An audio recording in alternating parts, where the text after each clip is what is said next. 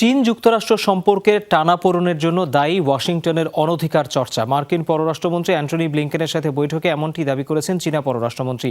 সীমা লঙ্ঘন করলে সংঘাতে জড়ানোর আভাসও দিয়েছেন তিনি। দাবি, বরাবরই শান্তিপূর্ণ সহাবস্থানের পক্ষে চীন। এদিকে ব্লিংকেন জানিয়েছেন, দায় একা যুক্তরাষ্ট্রের নয়, সংযত থাকতে হবে দুই পক্ষকেই। সিলন ফ্যামিলি ব্লেন্ডের কড়ালিকার আর সতেজ স্বাদের পারফেক্ট ব্লেন্ডে স্বপ্নেরা মিলুক টানা। আন্তর্জাতিক রাজনীতির ইতিহাসে চীন যুক্তরাষ্ট্র দ্বন্দ্ব নতুন নয়। গেল কয়েক মাসে চড়েছে উত্তেজনার পারদ। তাই সম্পর্ক কিছুটা স্থিতিশীল করার লক্ষ্যে চীন সফর করছেন মার্কিন পররাষ্ট্রমন্ত্রী। রাশিয়া, তাইওয়ান এবং বাণিজ্য সহ আন্তর্জাতিক বিভিন্ন ইস্যুতে মতপার্থক্যের মধ্যেই বৈঠক করেন ওয়াং এর সঙ্গে। সরাসরি যুক্তরাষ্ট্রের কড়া সমালোচনা করেন চীনের পররাষ্ট্রমন্ত্রী। দুপক্ষের সম্পর্কের টানাপোড়েনের জন্য দোষ দেন মার্কিন অনধিকার চর্চাকে। চীনের অধিকারকে বরাবরই দমনের চেষ্টা করেছে যুক্তরাষ্ট্র। আমরা সবসময়ই চ্যালেঞ্জের মুখোমুখি হয়েছি। এই অবস্থায় দেশ দুটির কি আসলেই সম্পর্ক উন্নয়নে কাজ করা উচিত, নাকি প্রতিদ্বন্দ্বিতাই শ্রেয়?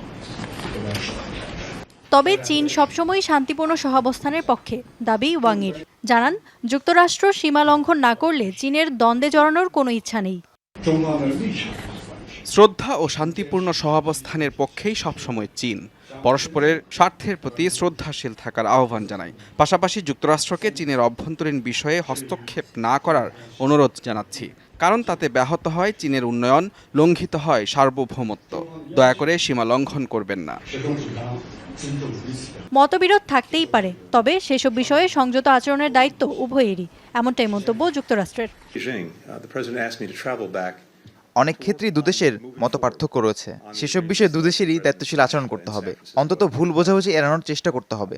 আমাদের বিদ্বেষের প্রভাব পুরো বিশ্বে পড়ুক, সেটা কাম্য নয়। এদিকে অ্যান্টনি ব্লিংকেনের সফর শেষ হওয়ার আগেই শুক্রবার বেইজিং সফরের ঘোষণা দিয়েছেন রাশিয়ার president Vladimir Putin. ইফাতারা Khandakar, Jamuna news.